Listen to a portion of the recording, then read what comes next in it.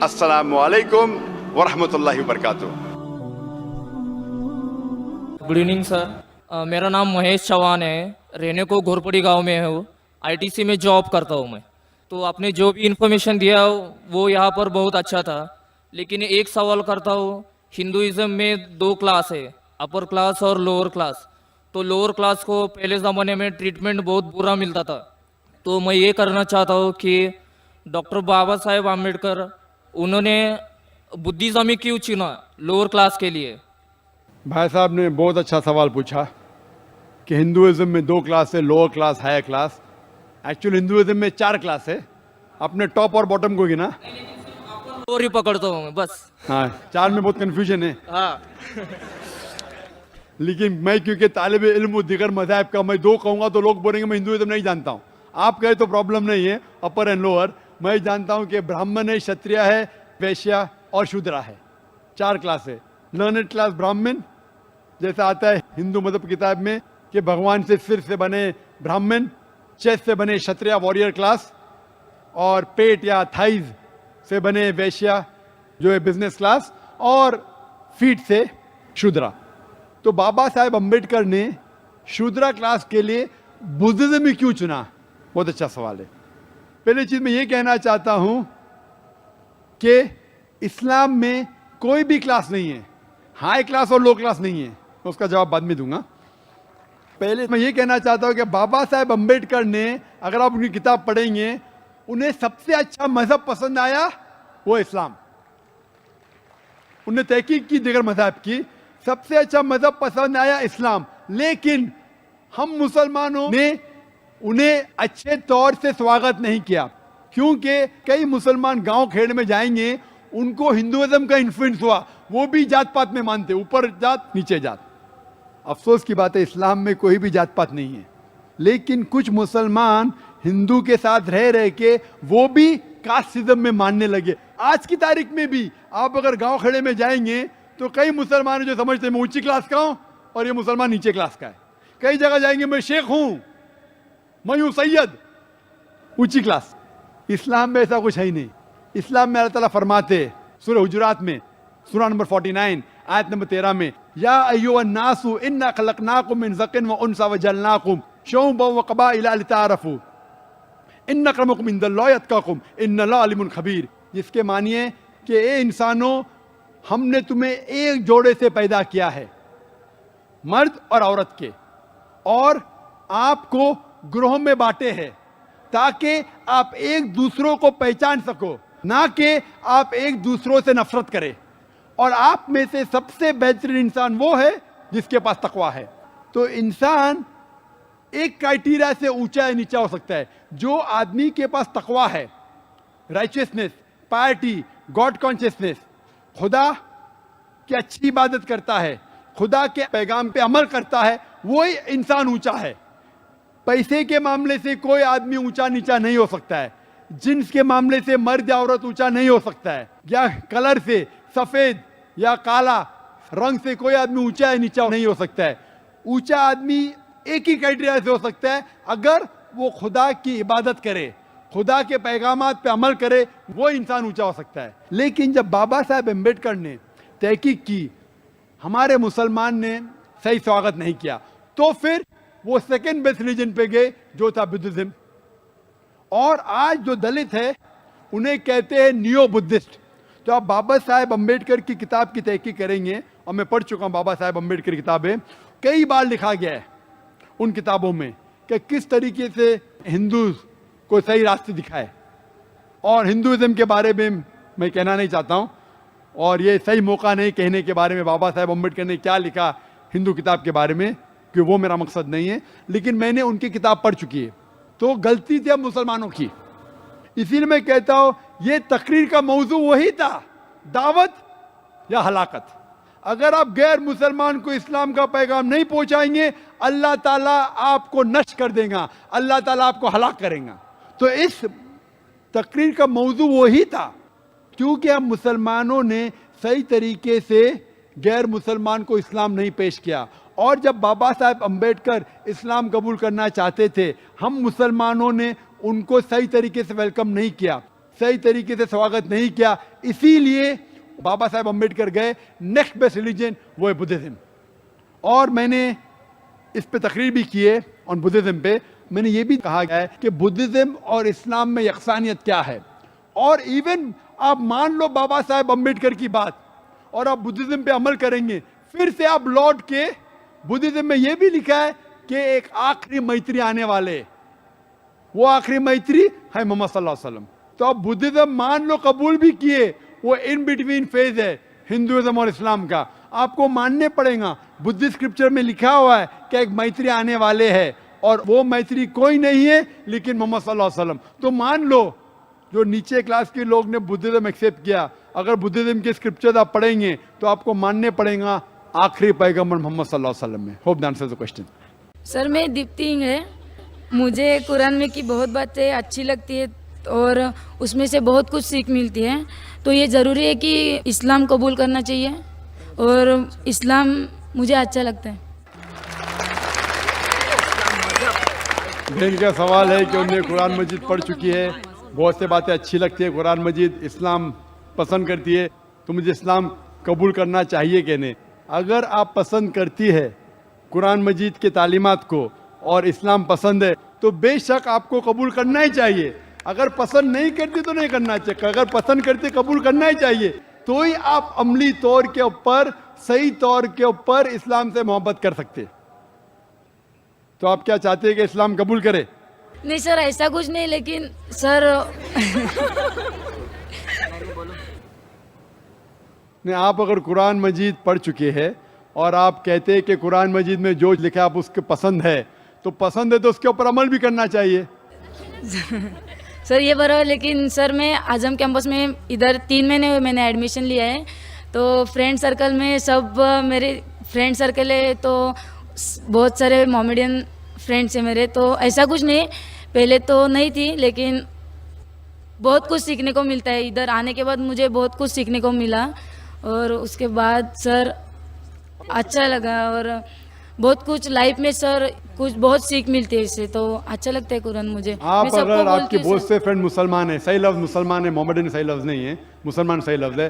Sorry sir. अगर आप आजम campus में आ चुके हैं, एडमिशन ले चुके हैं, आपके बहुत से सहेलियां अगर मुसलमान हैं, आपको अच्छा लगता है कि जो मुसलमान में चीज़ अच्छे है, तो इस्लाम में कोई भी ज़बरदस्ती नहीं है। इस्लाम में कोई भी किसी को मुसलमान ज़बरदस्ती बना ही नहीं सकता, ये हराम है। ला इकराह फिद्दीन, दीन में कोई कंपल्शन नहीं है। अगर आप इस्लाम कबूल नहीं करेंगे तो कोई भी आपको आजम कैंपस के बाहर नहीं निकालेगा। जनाब पीए इनामदार साहब भी इधर है, वो ये नहीं कहते कि आप इस्लाम कबूल नहीं करेंगे तो आजम कैंपस के बाहर निकालेंगे। और इस कैंपस में माशाअल्लाह बहुत से गैर मुसलमान भी पढ़ रहे हैं। लेकिन अगर आपको समझ में आता है कि ये मज़हब सही मज़हब है और आप अपने पुराने किताब पढ़ते हैं, हिंदू मज़हब की किताब पढ़ते हैं, और आपके हिंदू मज़हब की किताब में लिखा हुआ है कि आखिरी पैगंबर, आखिरी अवतार जो आने वाला है वो मोहम्मद सल्लल्लाहु अलैहि वसल्लम है, और आपको इल्म हो जाता है कि ये पैगाम कुरान में मौजूद है और अल्लाह के आखिरी रसूल के हदीस में मौजूद है, तो आप अगर अपने पुराने किताब वेद पे अमल करना चाहती है और आपको पता लग गया है कि ये पैगाम सही है, तो आपको इस पैगाम को कबूल करना चाहिए। अगर आपको वक्त चाहिए, वक्त लीजिए, 1 दिन लीजिए, 2 दिन लीजिए, वो भाई को 2 दिन चाहिए, 2 महीना लीजिए। बट जब आपको इत्मीनान हो जाएगा कि ये मज़हब सही है, ये तरीका जीने का सही है, तो आपको इसको कबूल करना पड़ेगा। तो ही असली तौर पे लोग को पता चलेगा कि आप इस किताब और इस दीन से मोहब्बत करते हैं। Hope that answers the question. I am Wasim Bhandari. I am from Bijapur, Karnataka. I asked one of my friends to come to this program, but he said, I cannot come, but I have a question, and you asked this question to Dr. Zakir Naik. So the question goes like this. वो पूछते हैं कि कुरान में एक जगह बोलते हैं कि हर एक चीज़ का हिसाब लिया जाएगा, and just now you said, और ये क्वेश्चन वो भी बोलता है कि अगर अल्लाह चाहेगा तो हर गुनाह को माफ़ करके जन्नत में दाखिल करेगा. So isn't it a contradiction? This is why he is asking, because I say there is no contradiction in the glorious Quran, and this has been said by Dr. Zakir Naik, and I assure you that there is no contradiction. Thank you. भाई साहब ने अपने गैर मुस्लिम का सवाल पूछा है और कहते हैं कि कुरान मजीद में लिखा है कि हर अमाल का हिसाब लिया जाएगा, اور میں نے اپنے تقریر میں کہا ہوں کہ اللہ تعالیٰ اگر چاہے تو کسی کو بھی معاف کر سکتا ہے، تو یہ کانٹرڈکشن ہے کہ نہیں؟ جو لوگ کو قرآن کے بارے میں علم نہیں ہے ان کو غلط فہمی ہو سکتی کہ کانٹرڈکشن ہے، جب اللہ تعالیٰ فرماتے ہیں، کئی جگہ اللہ تعالیٰ نے فرمایا ہے کہ ذرہ بھر اگر آپ نے نیک کام کیا ہے تو اللہ تعالیٰ اس کا حساب لیں گا، اور ذرہ بھر غلط کام کیا اس کا حساب لیں گا، اس میں کوئی شک نہیں۔ لیکن ساتھ ساتھ یہ بھی لکھا ہے کہ اگر اللہ چاہے تو آپ کو معاف کر سکتا ہے، لیکن اللہ صرف ایسا نہیں چاہتا ہے کہ یہ آدمی اچھا دکھتا ہے تو اس کو معاف کر دوں، یہ آدمی کا شکل بری ہے تو اس کو معاف نہیں کروں گا، یہ آدمی گورا ہے تو معاف کروں گا، یہ آدمی کالا ہے تو معاف نہیں کروں گا، تو پھر اللہ سبحانہ و تعالیٰ انجسٹ ہوں گے۔ معاف کرنے کے بھی کرائیٹیریا ہے، اور اللہ تعالیٰ قرآن مجید میں یہ بھی فرماتا ہے اگر میرا بندہ توبہ کرتا ہے تو میں اسے معاف کروں گا۔ توبہ کرنے کے شرائط ہے، توبہ کرنے کے شرائط ہے کہ اگر کوئی آدمی غلط چیز کرتا ہے تو پہلے اسے ماننا چاہیے کہ وہ غلط ہے، نمبر 2 اس غلط کام کو روکنا چاہیے، نمبر 3 اس غلط کام کو پھر سے نہیں دہرانا چاہیے، نمبر 4 اگر وہ غلطی کو انڈو کر سکے، اس غلطی کو واپس سے انڈو کر سکے۔ مثال کے طور پہ اگر کوئی شخص چوری کرتا ہے 1000 روپیہ، وہ واپس دے سکتا ہے، اسے واپس دینا چاہیے۔ تو اگر وہ توبہ کرتا ہے اور چاروں شرطوں پہ نکلتا ہے تو اللہ تعالیٰ اسے معاف کریں گا۔ اس کا مطلب کانٹرڈکشن نہیں ہے، کیونکہ اللہ تعالیٰ رحمان اور رحیم ہے، اللہ رحمت والا ہے، اللہ رحیم ہے، اسی لیے اللہ سبحانہ و تعالیٰ انسانوں کو موقع دیتا ہے کہ اگر آپ غلطی کریں گے آپ کو معافی مانگنے کا موقع دیا جائے گا، اور اللہ تعالیٰ اگر ہر انسان کی چھوٹی غلطی پکڑے اور اگر ایک بھی غلطی کو معاف نہیں کرے تو اللہ کے رسول کے حساب سے کوئی بھی انسان جنت میں نہیں جائے گا۔ اسی لیے ہر سورے کے پہلے بسم اللہ الرحمن الرحیم ہے، سورہ توبہ سورہ نمبر 9 چھوڑ کے ہر سورے کے پہلے لکھا ہے بسم اللہ الرحمن الرحیم، اللہ کے نام سے جو رحیم اور رحمت والا ہے، کیونکہ اللہ سبحانہ و تعالیٰ دیالو ہے، ہی از لونگ، ہی از مرسیفل، ہی از بینیفیشنٹ، اس میں کوئی کانٹرڈکشن نہیں۔ اللہ سبحانہ و تعالیٰ میں موقع دے رہا ہے توبہ کرنے کا اور صحیح راستے پہ آنے کا۔ Hope that answers question. السلام علیکم ورحمۃ اللہ وبرکاتہ۔ ناظرین کیسے ہو سب؟ امید کرتا ہوں کہ آپ سب لوگ ٹھیک ٹھاک ہوں گے، خیر خیریت سے ہوں گے۔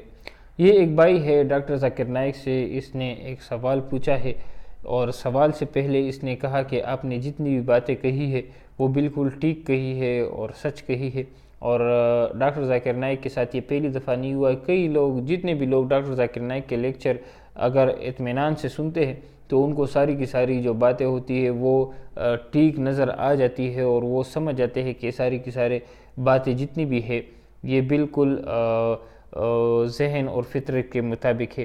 بھائی کا سوال یہ تھا کہ ہمارے ہندوازم میں 2 کلاس ہے، ایک لوور کلاس ہے اور ایک جو ہے فرسٹ کلاس ہے۔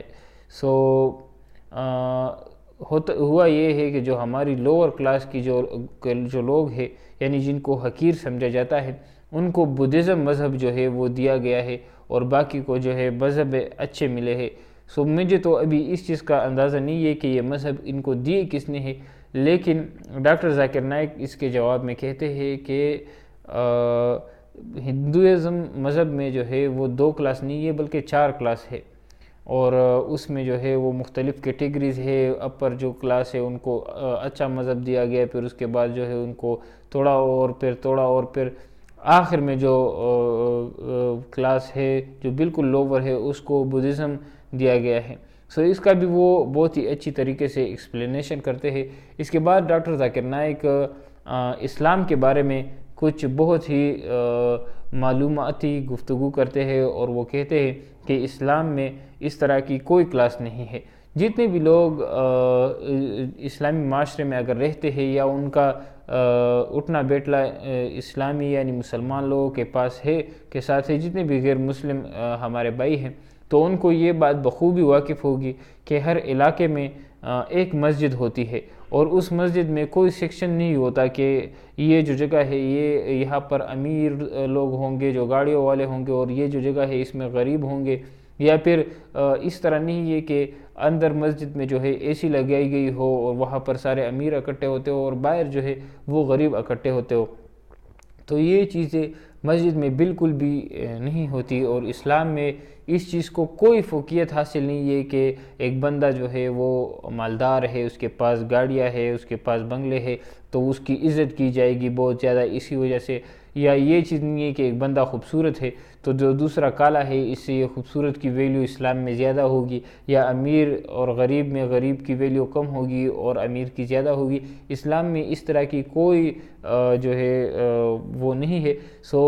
دوسری جو اسلام میں اگر کوئی انسان دوسرے انسان سے افضل ہوتا ہے تو اس کی صرف ایک ہی راستہ ہے، ایک ہی طریقہ ہے، اور وہ یہ ہے کہ آپ میں تقوی ہو، آپ اللہ تعالیٰ کی صحیح طریقے سے عبادت کرتے ہو، اللہ تعالیٰ سے ڈرتے ہو، اللہ تعالیٰ آپ کے ہر کام میں جو بھی آپ دن رات میں کام کرتے ہو یہ اس کو اللہ تعالیٰ کو ذہن میں رکھتے ہوئے آپ وہ سارے کام کرتے ہو، یہ سوچتے ہوئے کہ اللہ مجھے دیکھ رہا ہے، اگر میں یہ برا کام کر رہا ہوں تو اللہ مجھے دیکھ رہا ہے، اور اللہ کے ڈر سے میں وہ برا کام چھوڑ دیتا ہوں، تو اس میں آپ کی جو ہے آپ افضل ہو جاتے ہو اس بندے سے جو یہ دیکھتا ہوئے کہ اللہ تعالیٰ مجھے دیکھ رہا ہے اور وہ برا کام وہ کر لیتا ہے۔ اس طرح آپ اچھے اور نیک اعمال کر کے اسلام میں افضل ہو سکتے ہو۔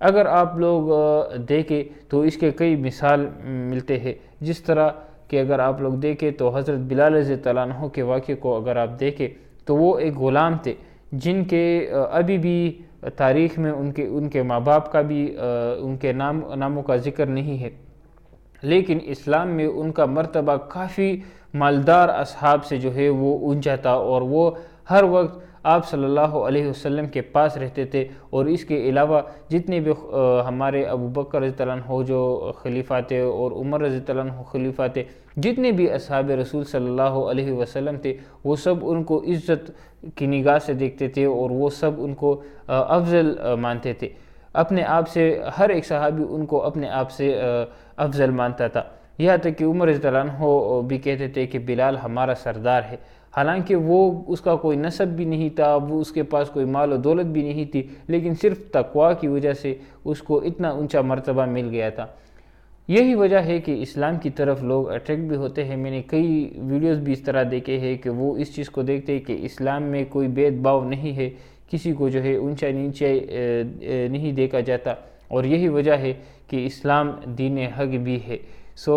یہ سارے کے ساری جو باتیں ہیں اس سے یہ ثابت ہوتا ہے کہ اسلام دین حق ہے۔ باقی اس کے بارے میں آپ لوگوں کی کیا رائے ہے وہ آپ لوگ ہمارے ساتھ اپنی رائے کومنٹ سیکشن میں شیئر کر سکتے ہیں۔ مزید اس طرح کی ویڈیوز کے لیے ہمارے چینل کو ضرور سبسکرائب کریں، اور انٹرنیٹ پر دکھنے والی ہر اسلامی ویڈیو کو لائک اور شیئر ضرور کیا کریں، کیونکہ یہ آپ کے لیے صدقہ جاریہ بن جاتا ہے۔ السلام علیکم ورحمۃ اللہ وبرکاتہ۔